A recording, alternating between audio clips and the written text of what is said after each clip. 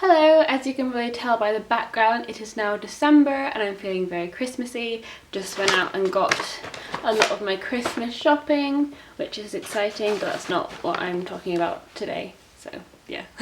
As it's nearing the end of the year, I thought I would reflect a little bit and think about what were my top 10 books that I read in the year of 2015. And this is books that I read, not books that were released. So if you see something that's quite old, then that's why. They're just books that I read, not books that came out in 2015. I've narrowed the list down to 10, I think 10. And they're not really in any kind of order until we get to the top 3, because I'm just crap at ordering things. And I just feel like I'm being too mean if I put something at like 10th place. And I'll probably do a video like this for my top 10 favourite movies of 2015, so go and check that out if you haven't already.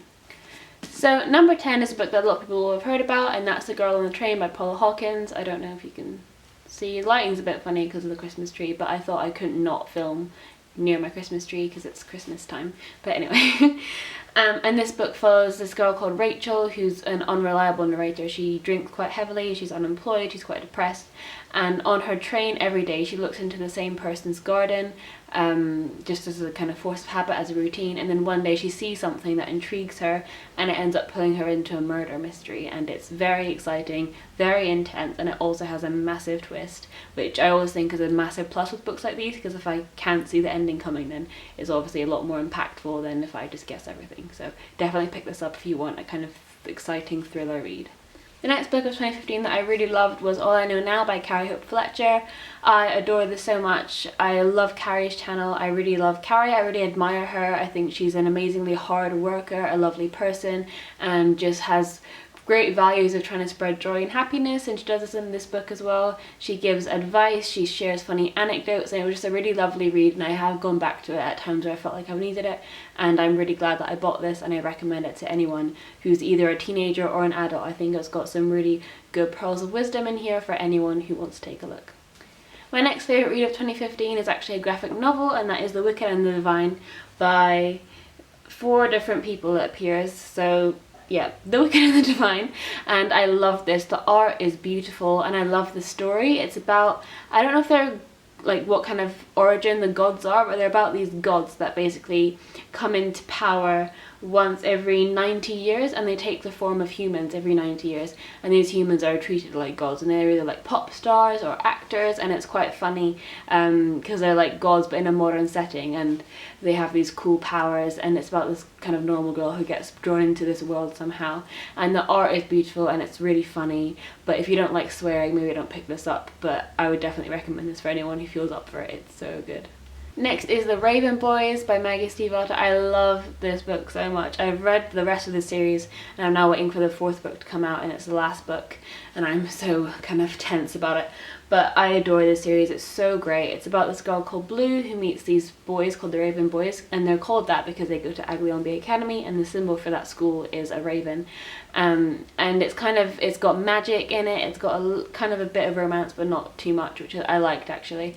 And it's humorous, it's like the banter between the characters is great, and you just love each and every one of them. They become like your friends by the end of it, and it's just a really enjoyable read, and I loved it so much. My next favourite of 2015 was We Were Liars by E. Lockhart, which is talked about a lot on BookTube, I think, so I won't say too much about it. But it's about a girl called Cadence who goes to her kind of family's island like every summer with her cousins and friends and family, and they spend the summer there, and then one summer an accident happens and Cadence kind of loses her memory a little bit, and she's trying to piece together what happened, and goes back to the island 2 years later to try and figure out what happened. And it's so well written, and it has got a massive twist, and it's so good. I just love the writing style. Like, I feel this is the kind of writing style that when you read it you start to picture it in your head, and as I've said a lot of times on the channel before, I want to be a filmmaker, so I love reading books like this where you can just see the shot in your head and you're like, oh, this would be a great movie. The next book I loved was actually one I read for school, so I'm not gonna lie, I was not expecting to like it, but that's The Lost Factory by Ian Banks, and this follows how old is he? 16-year-old boy called Frank who lives on this isolated island off the coast of Scotland, and he basically likes to kill animals and has killed 3 people, but says it was just a phase that he was going through, and so it kind of goes into his mind a little bit, and you kind of figure out why he's mad, I guess, but it's got a lot to do with kind of identity and gender as well, and it's very well written and a really, really good book. The next book I read and loved was Girl, andDropped by Susanna Kaysen, and this is my all-time favourite film, and the book was good as well. It's kind of autobiographical, it's memoirs from her time in a mental institution, and yeah, it was just really insightful and had some really also sad moments but comic moments too, and I really highly recommend this and the film. The film is amazing with like a breathtaking performance by Angelina Jolie. Like, she's so good in it, and that's one of the reasons it's my favourite. It's just so good and you just fall in love with the characters. Not so much in the book because it's a bit more brief, but in the film, so good.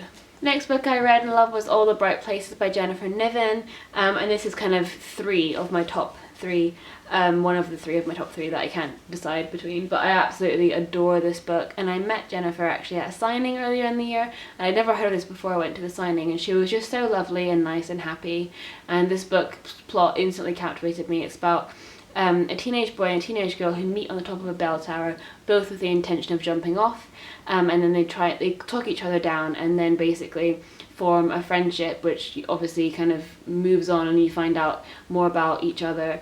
And it's just a lovely story, incredibly well written, and it really stayed with me after a long time after I read it, which I think is a sign of a really good book, so definitely pick this up. The next book I absolutely adored was Yes Please by Amy Poehler, and I highly recommend getting the book for the amazing pictures and little like photos in it, and also get the audiobook because Amy Poehler narrates it and it's actually hilarious. It's so good, and she's got so many nuggets of wisdom over her like massively like, I don't know what's the word, prolific career in the industry, you know, about how to kind of handle it when it's tough and you're just kind of performing to like two people and also when it kind of gets big, and basically being a woman in that type of industry as well. She also talks about her divorce and her children, and it's just really, really good. It's about kind of showbiz but also real life and how you balance the two, but it's done in her very funny, very like clever voice, and it's amazing, and I keep going back to this. I've highlighted so many parts of this, and it's so good, and I highly recommend it. It's amazing, and it's kind of my Bible, not gonna lie. Finally, my number one read of 2015. It's probably number one because I read it quite recently and I fell completely in love with it. I cannot find any faults, and that is Carry On by Rowan Burrell, and I've already uploaded a full review of this on my channel, so I won't kind of witter on too much. But for those of you who've read Fangirl, this is kind of a spin-off, and it's a fan fiction that originated from Harry Potter, but it's his own thing. Rainbow's added like new elements, and it's just so good. It's so funny, and it just feels comfortable and homely, and that's what Rainbow Burrell's writing always makes me feel. And I would just love to kind of sit down next to my Christmas tree and feel all warm and cozy and read it again right now after this video actually, so I'm gonna go and do that. Thanks so much for watching this video, and don't forget to leave down below some of your favourite reads of 2015 and I will definitely reply to you and put them on my read list if I haven't read them. So yeah, thanks for watching, see you soon, bye!